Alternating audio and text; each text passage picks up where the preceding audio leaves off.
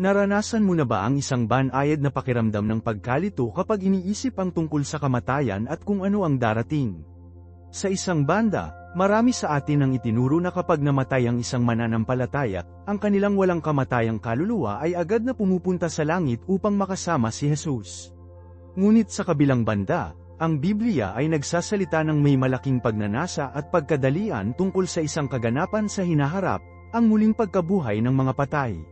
Nagtaas ito ng isang malalim na tanong na nakakagulat na taimtim ng mga Kristiyano sa loob ng maraming siglo, kung ang kaluluwa ay nasa paraiso na, bakit kinakailangan ng isang muling pagkabuhay ng katawan? Bakit tatawagin ni Apostol Pablo ang muling pagkabuhay ang napakapundasyon ng ating pag-asa? Maaaring itong pakiramdam tulad ng isang pagkakasalungatan, isang palaisipan na may nawawalang piraso. Ngunit paano kung ang sagot ay naroroon, nakatago sa simpleng paningin, hindi sa ilang mga malaswang teksto, ngunit sa mismong mga salita ni Jesus sa krus? Paano kung ang susi sa pag-unlock ng buong misteryo na ito, upang ibunyag ang isang banal na plano na perpektong magkakaugnay, maganda, at malalim na nakakaaliw, na mamalagi sa isang solong, maling pagkama? Manatili ka sa akin, dahil ngayon ay bubuksan natin ang sagradong misteryo na ito. Sa pagtatapos ng aming oras na magkasama, mauunawaan mo hindi lamang kung ano ang tunay na nangyayari sa eksaktong sandali ng kamatayan, ngunit din kung bakit ang muling pagkabuhay ay talagang mahalaga, at kung paano naghahanda ka ng maluwalhating katotohanan na ito para sa isang kawalang hanggan na maaari mong tunay na inaasahan. Ang pagkalito ay nagsisimula sa isang malalim na nakakaintriga na ideya, isa na tinanggap ng marami sa atin ng walang tanong. Ito ay ang paniniwala na ang tao ay nagtataglay ng isang likas na walang kamatayang kaluluwa, isang may malay tao na nilalang na naghihiwalay sa katawan sa kamatayan at patuloy na nabubuhay, alinman sa maligaya na paraiso o sa pagdurusa. Mula sa pananaw na ito, ang kamatayan ay simpleng pintuan. Ang katawan ay naiwan, at ang tunay na, ikaw, ay naglalakbay sa walang hanggang patutunguhan. Ngunit kung ito ang kaso, ang isang taimtim na mag-aaral ng mga banal na kasulatan ay dapat magtanong, bakit inilalagay ng Biblia ang napakalaking diin sa muling pagkabuhay? Halimbawa, ang Apostol Paul ay nag-alay ng isang buong kabanata, ang mga unang taga-Korinto ay 15, upang ipagtanggol at ipaliwanag ang muling pagkabuhay ng katawan. Hindi niya ito tinatreto bilang pangalawang o opsyonal na paniniwala, ipinapahayag niya na kung wala ito, ang ating pananampalataya ay walang saysay, at tayo ay lahat ng mga tao na pinaka-naaawa. Hindi ito ang wika na gagamitin ng isa para sa isang kaganapan na simpleng, muling pagsasama, para sa isang kaluluwa na nasisiyahan na sa langit. Ito ang wika ng pangwakas na pag-asa, ng pangwakas na tagumpay, ng isang kinakailangan at maluwalhating pagbabagong anyo. Ang dalawang ideya, isang agarang paglalakbay sa langit sa kamatayan at isang muling pagkabuhay sa katawan, ay tila tumayo sa pag-igting sa bawat isa. Dito nagsisimula ang paglalakbay ng pagtuklas. Kapag lumapit tayo sa mga banal na kasulatan na may isang mapagpakumbabang puso, na handang itabi ang aming mga naunang mga paniwala at tradisyon, ang isang perpekto at magkakaugnay na plano ay nagsisimula na lumitaw. Nalaman namin na ang Biblia ay hindi sumasalungat sa sarili. Sa halip, ito ay naghahabi ng isang kahangahangang tapestry ng katotohanan, kung saan ang bawat thread ay may layunin nito. Ang susi ay hayaang bigyang kahulugan ng banal na kasulatan ang banal na kasulatan. At sa kasong ito, ang paglalakbay sa Kailanawan ay hindi nagsisimula sa mga komplikadong teolohikal na argumento, ngunit sa simple, malalim na mga salita ni Hesukristo mismo. Upang maunawaan kung ano ang mangyayari kapag namatay tayo, dapat muna nating pakinggan ang taong sumikop sa kamatayan. At ang ipinahayag ni Jesus ay kapwa nakakagulat at malalim na nakakaaliw. Patuloy niyang inilarawan ang kamatayan hindi bilang isang paglalakbay, ngunit bilang isang estado ng pagiging, isang pagtulog. Kapag ang kanyang mahal na kaibigan na si Lazaro ay nagkasakit at namatay, sinabi ni Jesus sa kanyang mga alagad sa 11 kabanata ni Juan, natutulog ang aming kaibigan na si Lazaro, ngunit pupunta ako na baka gisingin ko siya. Ang mga alagad, na nag-iisip sa likas na mga termino, hindi ko maintindihan, na nagsasabing, Lord, kung natutulog siya ay makakakuha siya ng maayos. Akala nila si Jesus ay nagsasalita ng normal, recuperative rest, ngunit ang banal na kasulatan pagkatapos ay gumawa ng isang mahalagang paglilinaw. Sinasabi nito, gayunman, sinabi ni Jesus tungkol sa kanyang kamatayan, ngunit naisip nila na nagsasalita siya tungkol sa pagpapahinga sa pagtulog. Pagkatapos ay sinabi ni Jesus sa kanila ng malinaw, patay si Lazaro. Pansinin ang pabago dito mas gusto ni Jesus, mas tumpak na termino para sa kamatayan ay pagtulog. Ginamit lamang niya ang salitang patay upang malinis ang pagkalito ng kanyang mga alagad, hindi ito isang casual na talinghaga.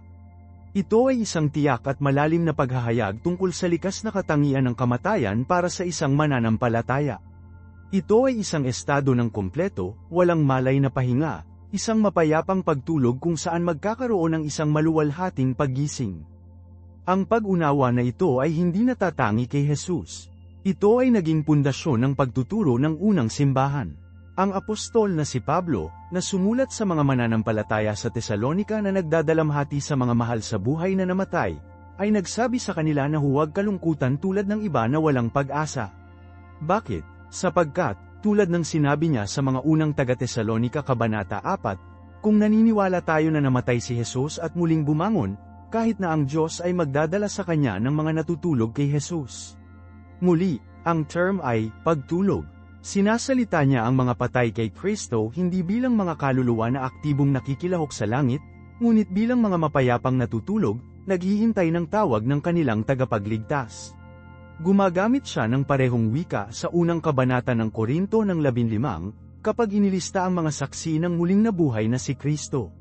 Sinabi niya na si Jesus ay nakita ng higit sa 500 mga kapatid ng sabay-sabay, kung kanino ang mas malaking bahagi ay nananatili hanggang sa kasalukuyan, ngunit ang ilan ay nakatulog.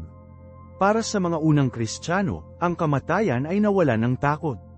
Ito ay binago ni Kristo mula sa isang kakilakilabot na pagtatapos sa isang pansamantalang, mapayapang pahinga, isang pagtulog bago ang magandang umaga ng muling pagkabuhay. Ang konsepto ng pagtulog ay isang malakas na antidote sa takot at haka-haka na madalas na pumapalibot sa kamatayan.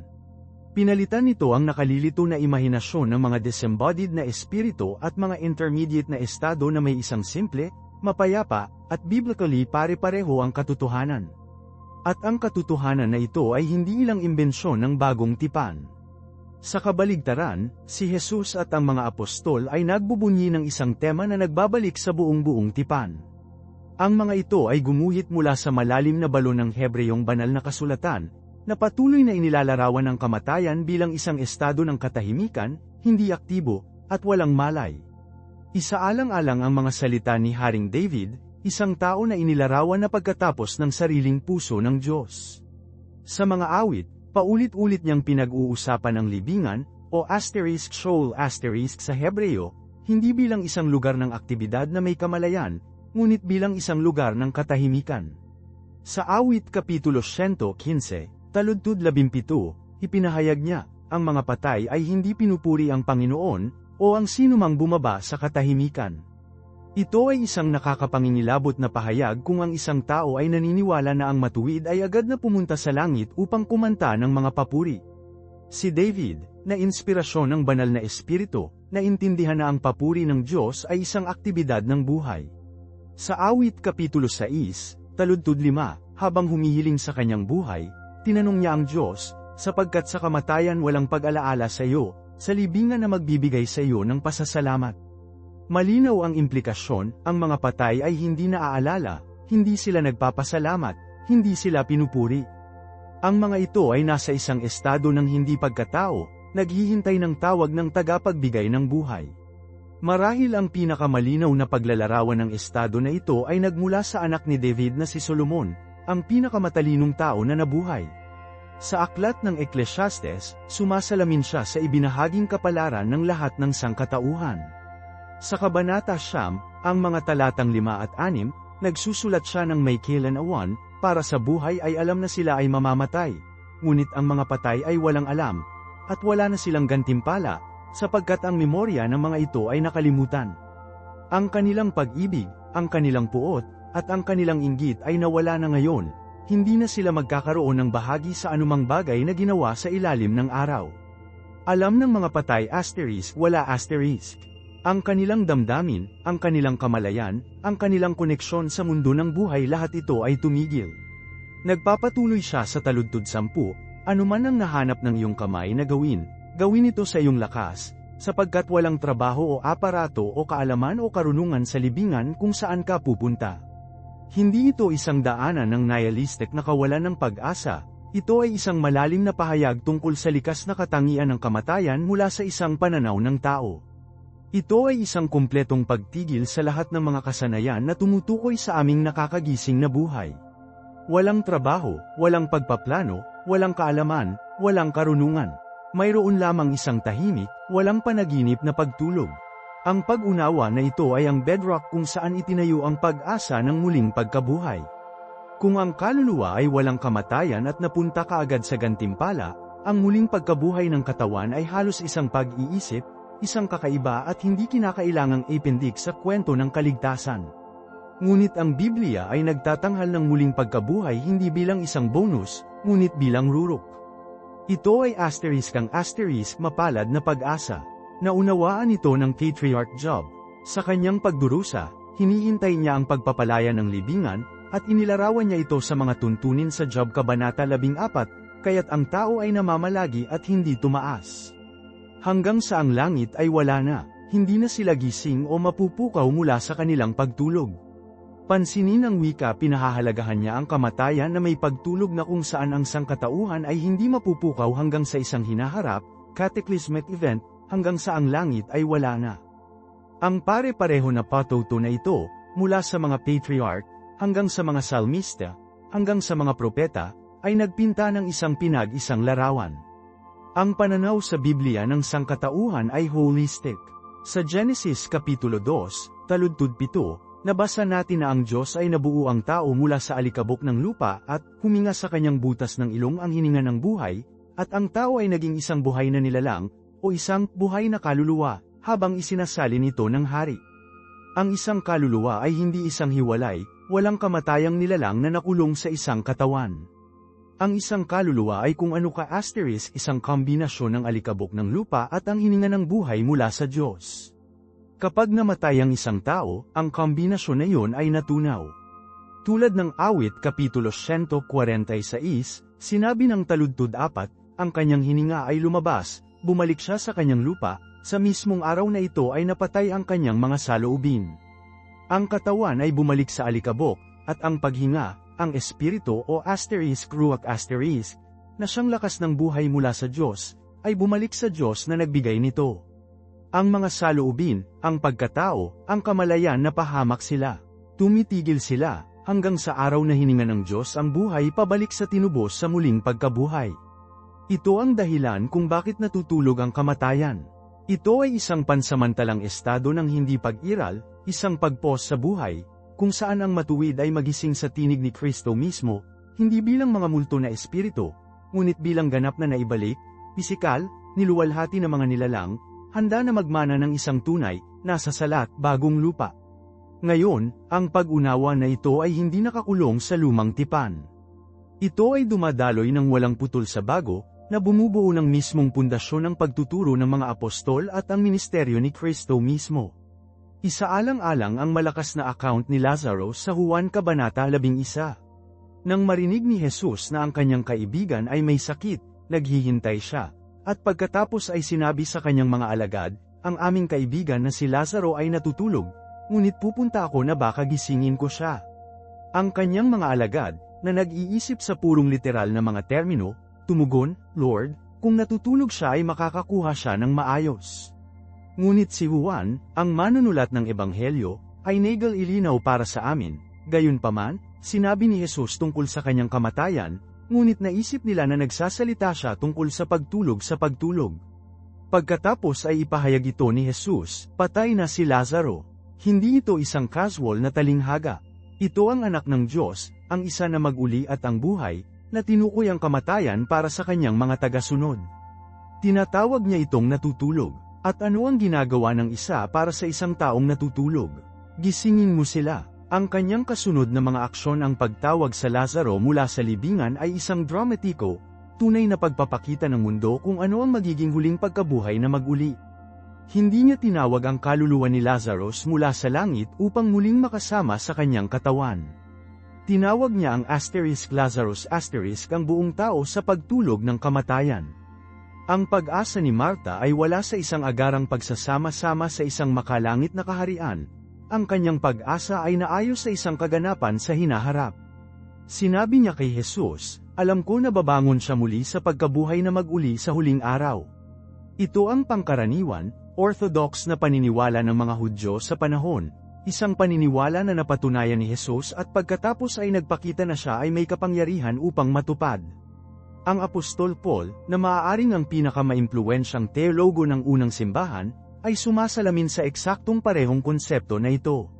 Sumulat sa mga naniniwala sa Tesalonika, na nagdadalamhati sa mga mahal sa buhay na namatay, hindi niya sila pinapaginhawa sa pamamagitan ng pagsasabi, "Huwag kang mag-alala, nasa langit sila kasama si Jesus ngayon." Sa halip, sa unang Tesalonika Kabanata 4, isinulat niya, "Ngunit hindi ko nais na ikaw ay maging ignorante, mga kapatid, tungkol sa mga natutulog, baka ang kalungkutan mo tulad ng iba na walang pag-asa." Muli, ang tiyak na termino para sa kamatayan ay pagtulog. At ang pag-asa na inaalok niya ay hindi batay sa kanilang kasalukuyang estado, ngunit sa isang kaganapan sa hinaharap. Patuloy niya, sapagkat kung naniniwala tayo na namatay si Jesus at muling bumangon, kahit na ang Diyos ay makakasama sa kanya ang mga natutulog kay Jesus, sapagkat ang Panginoon mismo ay bababa mula sa langit na may isang sigaw, at ang mga patay kay Kristo ay babangon muna. Ang buong pagkakasunod-sunod ng mga kaganapan ay nakatuon sa hinaharap. Ang ginhawa ay nasa katiyakan ng pagbabalik ng Panginoon at ang kasunod na muling pagkabuhay ng mga nakatulog. Ang kanilang kamalayan, ang kanilang tunay na pag-iral, ay nakapos. Ang kanilang susunod na nakakagising na sandali ay ang tunog ng trumpeta at ang tinig ng arkanghel. Ito ang dahilan kung bakit si Paul, sa unang Korinto Kapitulo 15, ay tumawag kay Kristo na mga unang tuong ng mga nakatulog. Ang muling pagkabuhay ni Kristo ay ang garantiya ng ating sarili, siya ang unang nagising mula sa pagtulog na ito hanggang sa buhay na walang hanggan, at tinitiyak ng kanyang paggising na ang lahat ng nasa kanya ay susundan sa kanyang pagdating. Kung ang mga patay ay buhay na at may malay sa langit, ang masalimuot at madamdaming argumento ni Pablo para sa pangangailangan ng isang pisikal na muling pagkabuhay sa kabanatang yun ay mawawalan ng lakas. Ang pagkabuhay na mag-uli ay isang pagbagsak, pagbabalik sa mga limitasyon ng isang katawan para sa isang espiritu na libre. Ngunit sa pananaw sa Biblia, ito ay ang maluwalhating pagpapanumbalik ng buong tao, ang tanging estado kung saan maaari tayong tunay na maging tao tulad ng dinisenyo sa atin ng Diyos. Ibinabalik tayo nito sa mahalagang pariralang yun mula sa Ecclesiastes 12:7, ang espiritu ay babalik sa Diyos na nagbigay nito. Marami ang nasamsam sa talatang ito upang magtaltalan para sa isang malay, disembodied na kaluluwa na naglalakbay sa presensya ng Diyos sa kamatayan. Ngunit ang interpretasyong ito ay hindi pinapansin ng konteksto na naitatag lamang natin mula sa Genesis, the awit, at mga turo ni na Jesus at Paul. Ang salitang Hebreo dito ay, muli, *ruach*. Ito ay ang parehong hininga ng buhay, mula sa Genesis Kapitulo 2. Hindi ito ang pagkatao, mga alaala, o ang kamalayan ng individual. Ito ay ang impersonal na lakas ng buhay, ang banal na spark ng enerhiya na nagbibigay buhay sa alikabok. Isipin ito tulad ng kuryente. Kapag binuksan mo ang isang lampara, ang kuryente ay hindi mapanatili ang lumpinality ng aparato na ito ay kapangyarihan. Ang kuryente ay bumalik lamang sa circuit sa pinagmulan. Ang lampara ay hindi gumagalaw.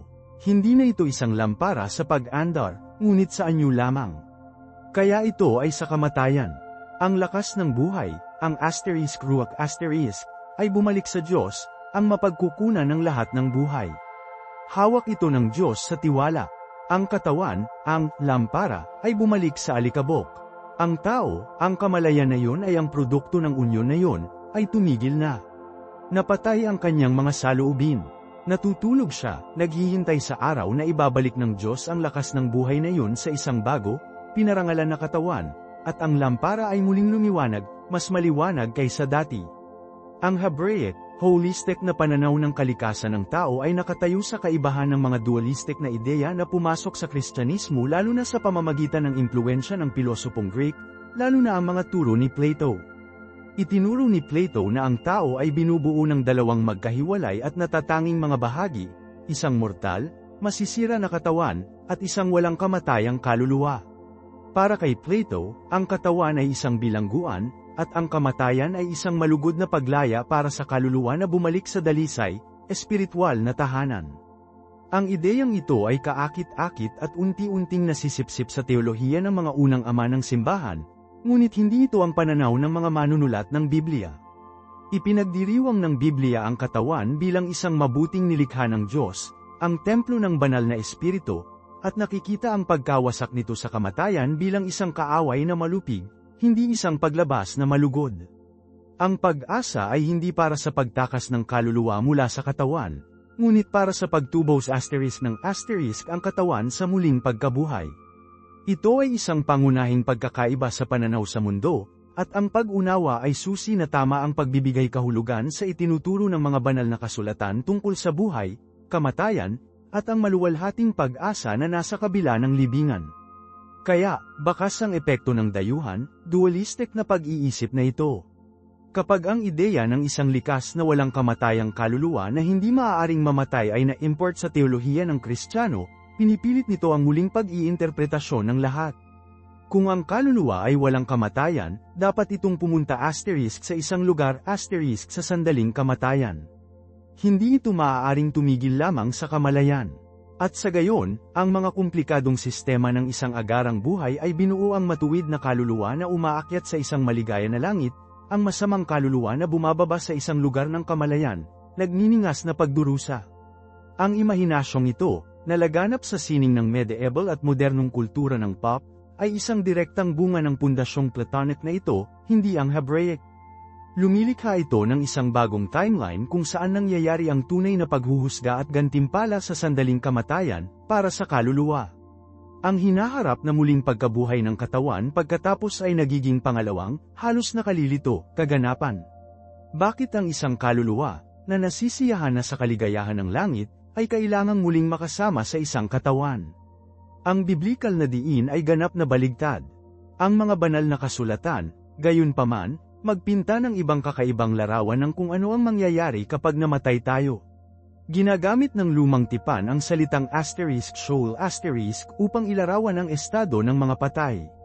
Mahalagang maunawaan kung ano ang shoal at kung ano ito. Ito ay hindi isang lugar ng nagniningas na pagdurusa, at hindi rin ito isang maligaya na paraiso.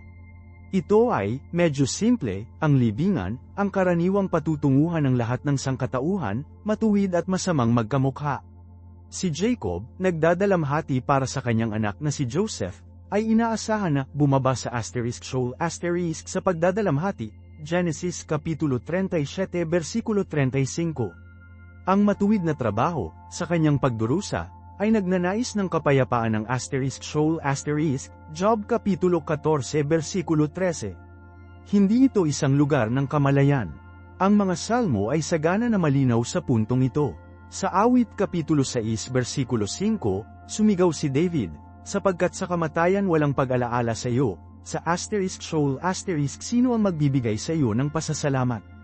Isipin mo yan, kung ang kaluluwa ni David ay nakalaan para sa presensya ng Diyos, ang pahayag na ito ay walang katuturan.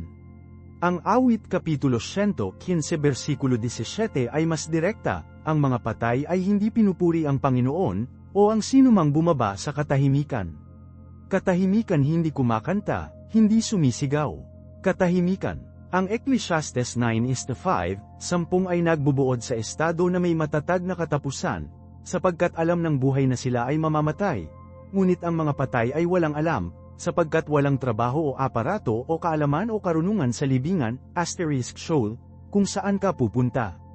Ang pare-pareho na patuto ng lumang tipan ay ang kamatayan ay isang estado ng walang malay na pagtulog, isang pagbabalik sa katahimikan at alikabok, na naghihintay ng panawagan ng Diyos sa araw ng pagkabuhay na mag-uli.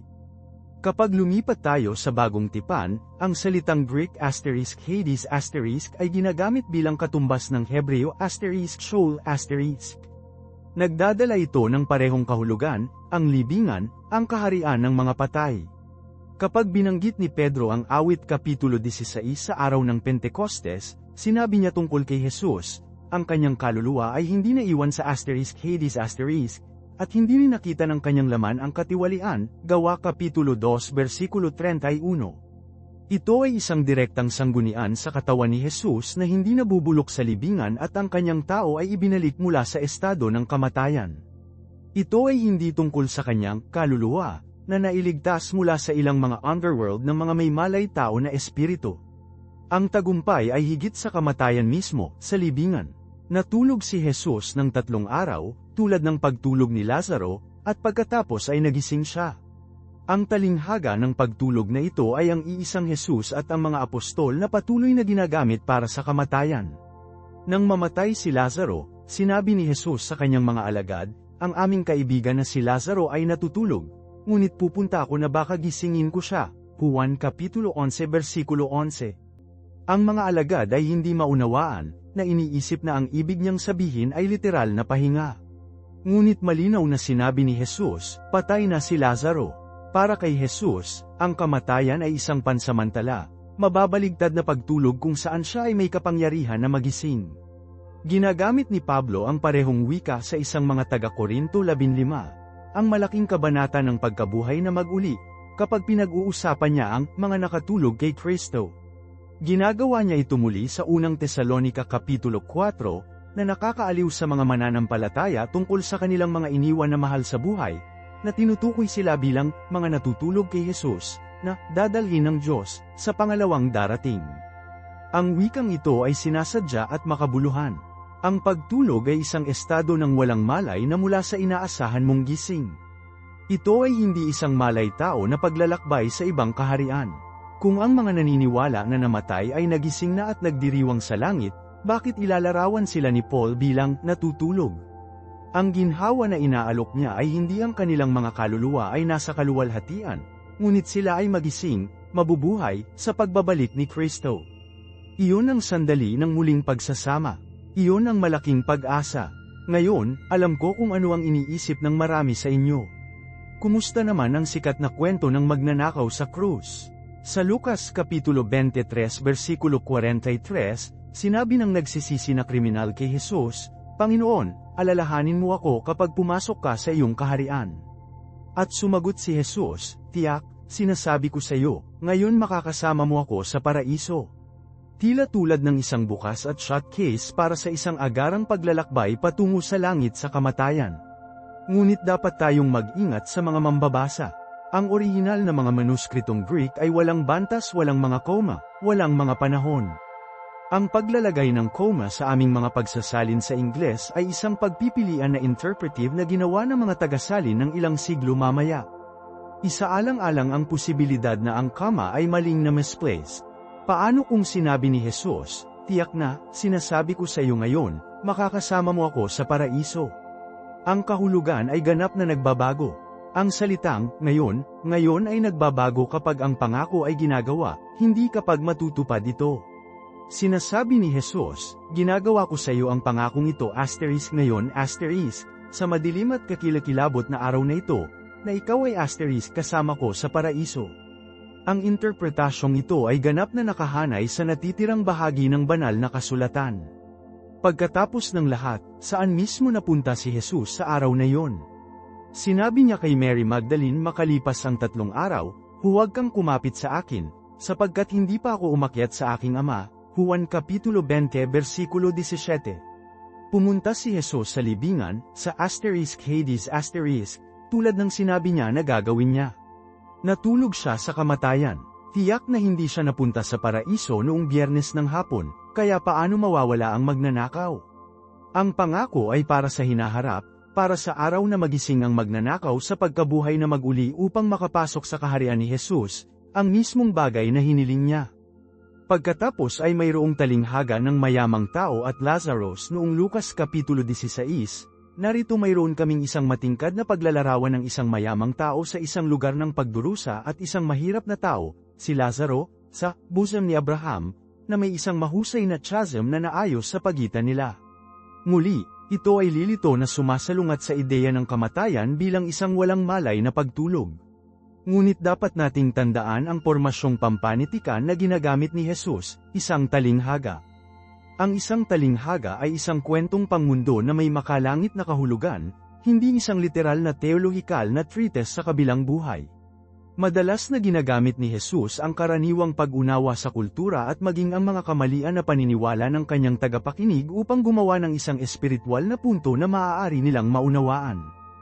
Sa kasong ito, gumagamit siya ng isang pamilyar na istruktura ng kwento, na tanyag sa pagtuturo ng Pharisaical, upang may hatid ang isang masungit na pagsaway sa mapagmahal na pera, matuwid na mga pariso na nakikinig. Ang punto ng talinghaga ay hindi upang bigyan kami ng isang detalyadong mapa ng buhay. Ang punto ay tungkol sa nakagugulat na pagbabalik ng kapalaran sa kaharian ng Diyos, ang panganib ng kayamanan at isang matigas na puso, at ang ganap na sapat na kasulatan para sa kaligtasan. Ang kasukdulan ng kwento ay ang pahayag ni Abraham, kung hindi nila naririnig si Moises at ang mga propeta, hindi rin sila mahikayat kahit na ang isang pagtaas mula sa mga patay. Hinatulan ni Jesus ang kanilang kawalan ng paniniwala, hindi nagbibigay ng isang lektura sa kamalayan ng post-mortem. Upang makabuo ng isang buong doktrina ng isang malay-tao na estado pagkatapos ng kamatayan sa isang solong talinghaga, lalo na kung salungat ito sa labis na patuto ng 12 dosenang iba pang malinaw, hindi figurative na mga sipi, ay makaligtaan ang kagubatan para sa isang napakatiyak, simbolikong puno. At ano ang tungkol sa mga salita ni Apostol Pablo sa Filipos Kapitulo 1 versikulo 23, kung saan sinabi niya na mayroon siyang pagnanais na umalis at makasama si Kristo, na mas mahusay. Ito ay isa pang sipi na madalas na ginagamit upang suportahan ang ideya ng pagpunta kaagad na makasama si Jesus. Ngunit isipin natin ito mula sa pananaw ng isang taong natutulog. Para sa isang tao na walang malay sa kamatayan, walang kamalayan sa paglipas ng oras. Ang sandaling ipinikit mo ang iyong mga mata sa kamatayan ay, para sa lahat ng mga praktikal na layunin, kaagad na sinusundan ang sandaling buksan mo ang mga ito sa muling pagkabuhay. Kung ang isang araw, isang taon, o 2,000 taon na ang lumipas sa Earth ay ganap na hindi nauugnay sa iyong malay-tao na karanasan. Mula sa pananaw ni Pablo, ang susunod na bagay na mararanasan niya pagkatapos ng pag-alis sa buhay na ito ay ang mukha ng kanyang tagapagligtas sa pangalawang pagdating. Kaya para sa kanya, ang mamatay ay makasama si Kristo. Ang intervening time ng tahimik na pagtulog ay hindi kadahilanan sa kanyang personal na karanasan. Hindi niya inihahambing ang buhay sa mundo sa isang disembodied na kaluluwa estado sa langit, inihahambing niya ang mga pakikibaka ng kasalukuyan, makasalaan ang mundo na may tunay na kaluwalhatian ng muling pagkabuhay ng umaga. At mula sa puntong yun ng vantage, na mararanasan niya sa isang mata, ito ay talagang mas mahusay. Ang parehong prinsipyo ng pananaw ay tumutulong sa amin na maunawaan ang isa pang mahalagang daanan, ang kwento ng magnanakaw sa krus sa Lucas Kapitulo 23. Sinasabi sa kanya ni Jesus, "Tunay, sinasabi ko sa iyo, ngayon ay makakasama mo ako sa paraiso." Sa ibabaw, ito ay parang isang open and shut case para sa agarang kamalayan pagkatapos ng kamatayan. Ngunit tingnan natin ng mas malapit. Una, dapat nating tandaan na ang mga orihinal na manuskrito ng Greek ay walang bantas, walang mga koma, walang mga panahon. Ang mga koma na nakikita natin sa aming mga Biblia ay idinagdag ng mga tagasali ng daan-daang taon na ang lumipas batay sa kanilang sariling pag-unawa sa teolohiko. Kaya, ang pangungusap ay maaaring madali, at marahil mas tumpak. Basahin, "Tunay, sinasabi ko sa iyo ngayon, makakasama mo ako sa paraiso." Sa pagbabasa na ito, binago ng salitang, "ngayon," kapag ginagawa ni Jesus ang pangako, hindi kapag matutupad ang pangako. Binibigyan niya ng agarang, kasalukuyang katiyakan ang namamatay na magnanakaw. Sa araw na ito ng lahat ng mga araw, isang araw ng pagdurusa, pangungutya, at maliwanag na pagkatalo, si Jesus ay nagpapahayag na may banal na awtoridad na ang hinaharap na nagsisisi na makasalanang ito ay ligtas. Ito ay isang pahayag ng malalim na diin. Ngunit ano ang tungkol sa katuparan? Isaalang-alang natin ang sariling kahilingan ng magnanakaw, "Jesus, tandaan mo ako kapag pumasok ka sa iyong kaharian." Ang kanyang kahilingan ay nakatuon sa hinaharap. Inaasahan niya ang pagtatatag ng kaharian ni Kristo, ang mismong kaganapan na inaasahan ng mga alagad, na malinaw na nag-uugnay ang Biblia sa pangalawang darating. Ang sagot ni Jesus ay isang direktang kumpirmasyon sa hinaharap na pag-asa. Bukod dito, tumatakbo kami sa isang makabuluhang problema sa teolohiko kung igiit namin ang magnanakaw ay napunta sa paraiso sa araw na yun. Saan napunta si Jesus nang siya ay namatay? Pumunta siya sa libingan. Nagpahinga siya sa libingan. Pagkaraan ng 3 araw, pagkatapos ng kanyang pagkabuhay na mag-uli, sinabi niya kay Mary Magdalene sa hardin, "Huwag kang kumapit sa akin, sapagkat hindi pa ako umakyat sa aking Ama." Juan Kapitulo 20 versikulo 17. Kung si Jesus mismo ay hindi pa umakyat sa Ama, paano makasama ang magnanakaw sa paraiso noong Biyernes? Ang tanging paraan para sa mga banal na kasulatan na magkasundo ay ang pag-unawa na si Jesus ay nagbibigay sa magnanakaw ng isang pangako sa araw na yun na ang kanyang lugar sa hinaharap na kaharian na ibalik ang mga paradise ay ginagarantiyahan. Ang susunod na malay-tao na sandali para sa magnanakaw na yun matapos na isara ang kanyang mga mata sa krus ay makikita ang kanyang tagapagligtas na darating sa kaluwalhatian upang maitaguyod ang mismong kaharian. Dinadala tayo nito sa isa pang pahayag ni Pablo, sa 2 mga taga-Korinto 5, kung saan isinusulat niya na, mas gusto niyang lumayo sa katawan at sa bahay kasama ang Panginoon. Muli, ito ay madalas na binibigyang kahulugan bilang isang pagnanais na mamatay at umiiral bilang isang disembodied na kaluluwa sa langit. Ngunit ang konteksto ng buong kabanata ay nagpinta ng ibang kakaibang larawan. Si Paul ay hindi kaibahan ng buhay sa katawan na may isang disembodied na estado. Inihahambing niya ang ating kasalukuyang, mortal, ungol na katawan na tinawag niyang, tolda, sa ating hinaharap, walang kamatayan, nabuhay na katawan, na tinawag niyang, gusali mula sa Diyos, isang bahay na hindi ginawa ng mga kamay, walang hanggan sa kalangitan. Ang kanyang pagnanais ay hindi maging isang hubad, disembodied na espiritu. Sa katunayan, sinabi niya ang kabaligtaran. Sinabi niya, kami ay humagulgol, na nais na mabihis sa ating langit na tirahan, upang ang kung ano ang mortal ay maaaring lunukin ng buhay, hindi namin nais na maging walang kamali-mali, ngunit ibihis. Ang unclothed ay maging isang disembodied na kaluluwa. Malinaw na sinasabi ni Paul na ito ay hindi ang kanyang pag-asa. Ang kanyang pag-asa, ang kanyang malalim na pananabik, ay para sa muling pagkabuhay na katawan. Nais niyang ipagpalit ang mortal na tolda na ito para sa isang walang kamatayang gusali. Ang paglipat mula sa pagiging, sa bahay sa katawan, at sa gayon ay, malayo sa Panginoon, sa buong, mukha sa mukha, na, malayo sa katawan at sa bahay kasama ang Panginoon, ay ang mahusay na palitan na nangyayari sa muling pagkabuhay. Para kay Paul, ang estado ng kamatayan ay simpleng tahimik, walang malay na paghihintay. Ang tunay na premyo, ang mas mahusay na katotohanan na nais niya, ay ang kaluwalhatian ng pagiging nakasuot ng sa kawalang kamatayan kapag bumalik si Kristo. Ang pag-unawa na ito ay pinalakas ng pare-pareho na talinghaga na ginagamit ng Biblia para sa kamatayan, pagtulog. Ito ay hindi lamang isang patula na umunlad, ito ay isang malalim na makabuluhang paglalarawan ng teolohiko na ginagamit ng mga patriarch, propeta, at mga apostol na magkamukha. Nanalangin si Haring David na hindi niya matulog ang pagtulog ng kamatayan. Ang propetang si Daniel, na inaasahan ang mga oras ng pagtatapos, ay nagsulat na maraming mga natutulog sa alikabok ng lupa ay gising, ang ilan sa walang hanggang buhay, ang iba ay mapahiya at walang hanggang pag-aalipusta. Ang paggising ay ang muling pagkabuhay. Karamihan sa mga makapangyarihan, si Jesus mismo ang gumamit ng eksaktong wikang ito. Nang mamatay ang kanyang kaibigan na si Lazaro, sinabi ni Jesus sa kanyang mga alagad, ang aming kaibigan na si Lazaro ay nakatulog, ngunit pupunta ako doon upang gisingin siya. Hindi nila naiintindihan, iniisip na ang ibig niyang sabihin ay literal na pahinga, kaya't malinaw na ipahayag ito ni Jesus, patay na si Lazaro. Para kay Jesus, ang kamatayan ay isang pansamantala, walang malay na pagtulog kung saan siya ay may kapangyarihan upang pukawin ang isang tao. Nang tumawag siya, Lazarus, lumabas ka. Nagising siya sa kanya mula sa pagtulog ng kamatayan. Hindi ito isang kaluluwa na naalala mula sa isang makalangit na paraiso hanggang sa isang nasira na katawan sa lupa, ito ay isang buhay na naibalik, isang pagtulog na natapos. Dinala ng mga apostol ang pag-unawa na ito bilang bedrock ng kanilang pagtuturo.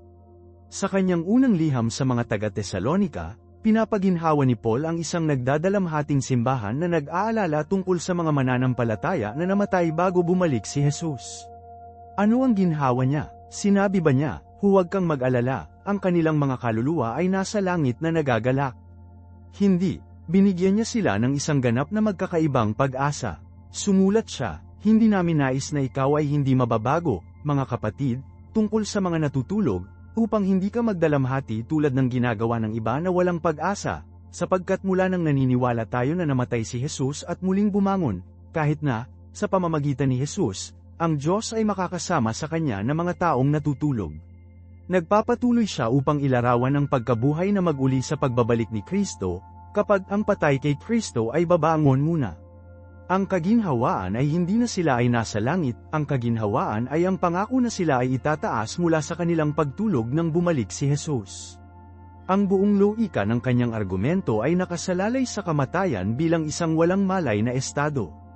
Kung ang kanilang mga kaluluwa ay nasa paraiso na, ang kanyang mga salita tungkol sa paggising at pagtaas muna ay nakalilito, kung hindi ganap na walang kahulugan. Ang pag-asa ay hindi namamatay, ngunit sa pagbabalik ng Panginoon. Ngayon, alam ko ang tanong na agad na tumalon sa isip para sa maraming tao. Kumusta naman ang magnanakaw sa krus? Hindi ba ipinangako sa kanya ni Jesus, totoo, sinasabi ko sa iyo, ngayon makakasama mo ako sa paraiso? Ang talatang ito, Lucas Kapitulo 23 versikulo 43, ay marahil ang pinakanabanggit na proof text para sa ideya na pumunta ka agad sa langit sa kamatayan. Ngunit ang isang mas malapit na hitsura ay nagpapakita ng isang kritikal na detalye na madalas nating hindi mapapansin, bantas. Ang mga orihinal na manuskrito ng Greek ng Bagong Tipan ay isinulat sa isang estilo na tinatawag na asterisk scriptio continua asterisk, isang tuloy-tuloy na script na walang mga puwang sa pagitan ng mga salita, maliliit na titik, o anumang mga marka ng bantas tulad ng mga koma o panahon. Ang lahat ng ito ay idinagdag ng mga tagasali ng siglo, kahit 1,000 taon, kalaunan, batay sa kanilang sariling mga interpretasyong teolohiko.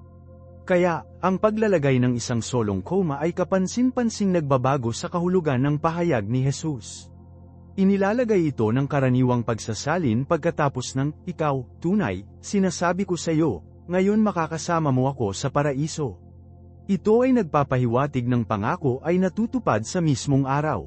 Ngunit paano kung ang mga tagasalin, na naiimpluwensyahan ng tanyag na ideya ng Greek ng isang walang kamatayang kaluluwa, ay inilagay ang kuwit sa maling lugar? Paano kung ang pahayag ni Jesus ay sinadya upang mabasa, totoo, sinasabi ko sa iyo ngayon, makakasama mo ako sa paraiso? Sa pagbabasa na ito, binago ng salitang, ngayon, ang pandiwa na, sabi ko. Ginagawa ni Jesus ang pangako asterisk ngayon asterisk, sa araw ng kanyang pagdurusa at kamatayan, isang sandali ng tunay na kadiliman at maliwanag na pagkatalo. Nagbibigay siya ng isang solemn on this day na garantiya sa nagsisisi na magnanakaw na ang kanyang kinabukasan ay ligtas, na siya ay magiging asterisk sa paraiso pagdating ng oras. Ang interpretasyong ito ay hindi lamang nalulutas ang salungatan sa 12 ng iba pang mga banal na kasulatan na naglalarawan ng kamatayan bilang pagtulog, ngunit ito rin ay nakahanay ng perpektong sa sariling timeline ni Jesus. Alalahanin, noong linggo ng umaga pagkatapos ng kanyang pagkabuhay na mag-uli, sinabi ni Jesus kay Mary Magdalene, huwag mo akong kumapit sa akin, sapagkat hindi pa ako umakyat sa aking Ama. Kung si Jesus mismo ay hindi napunta sa paraiso o sa Ama sa linggo, paano niya makukuha ang magnanakaw doon sa Biyernes? Ang pangako ay para sa isang pamana sa hinaharap, ginagarantiyahan sa krus sa araw na iyon. Ang pag-unawa na ito ay hindi nagpapaliit sa pangako, ito ay pinalalaki ito sa pamamagitan ng paglalagay nito sa wastong konteksto nito. Ang pangwakas na pag-asa ng Kristiyano ay hindi ang pagtakas ng isang kaluluwa mula sa isang katawan sa sandaling kamatayan.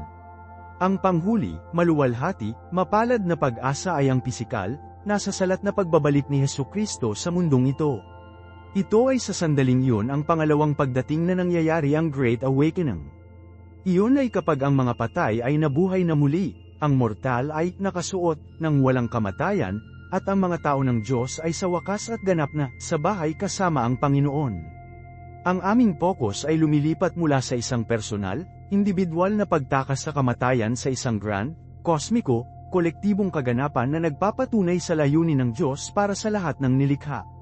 Ang kamatayan ay nawawala ang pagkantot nito hindi dahil agad kaming lumipad sa isang espiritual na kaharian, ngunit dahil ito ay isang pansamantala, walang malay na pagtulog kung saan ang tinig ng ating tagapagligtas ay isang araw ay gisingin tayo sa isang nabago, pisikal na mundo. Ang holistic na pananaw na ito ng kalikasan ng tao na tayo ay isang pinag-isang pagkatao, isang buhay na kaluluwa, o asterisk na fish asterisk, hindi isang kaluluwa na nakulong sa isang katawan ay nililinaw din ng pagtuturo ng Biblia sa pangwakas na paghuhusga. Ang tanyag na ideya ng isang walang kamatayang kaluluwa ay lohikal na nangangailangan ng isang lugar ng walang hanggan, may malay tao na pagdurusa para sa mga masasama, sapagkat kung ang kaluluwa ay hindi mamamatay, dapat itong umiiral asterisk sa isang lugar asterisk magpakailanman. Ngunit kung ang mga tao ay mortal sa likas na katangian, at ang immortalidad ay isang regalo na ipinagkaloob lamang sa matuwid sa muling pagkabuhay, kung gayon ang kapalaran ng masama ay hindi walang katapusang pagdurusa ngunit ang panghuli pagtigil ng pagkakaroon. Ito ang tinatawag ng Biblia na pangalawang kamatayan. Ito ay isang pagbabalik sa hindi pag-iral kung saan una kaming nilikha. Ang banal na kasulatan ay napuno ng wika ng pagkawasak, hindi pangangalaga sa pagdurusa. Ang masasama ay mapahamak, maging nawasak, maging natupok tulad ng usok, at masunog ang ugat at sangay. Iniiwan ang mga ito bilang abo sa ilalim ng talampakan ng iyong mga paa, tulad ng sabi ng propetang Malakay. Ito ay isang malaking sigaw mula sa Greek, Platonic na konsepto ng isang hindi masusugatan na kaluluwa na pinahirapan magpakailanman, isang konsepto na pumasok sa teolohiya ng Kristiyano sa kalaunan.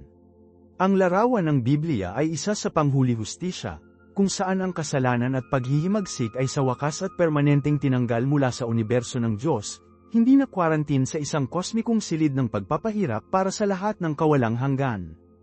Kaya, ang aking katanungan para sa iyo na makipagbuno ay ito, kung paano ang paglilipat ng iyong focus mula sa isang agarang, individual na pagtakas sa kamatayan sa grand, kolektibong pag-asa ng muling pagkabuhay na baguhin kung paano mo nakikita ang layunin ng iyong buhay ngayon. Talagang interesado akong basahin ang iyong mga saloobin sa mga komento sa ibaba. At kung ang mga malalim na dives na ito ay tumutulong sa iyo na makita ang banal na kasulatan sa isang bagong ilaw, siguraduhin na mag-subscribe ka at i-click ang bell ng abiso upang hindi mo makaligtaan ang aming susunod na video, kung saan namin ay unpack kung ano talaga ang sinasabi ng Biblia asterisk tungkol sa likas na katangian ng impyerno. Hanggang sa pagkatapos, patuloy na maghanap ng katotohanan. Ito si Marco, nag-sign off.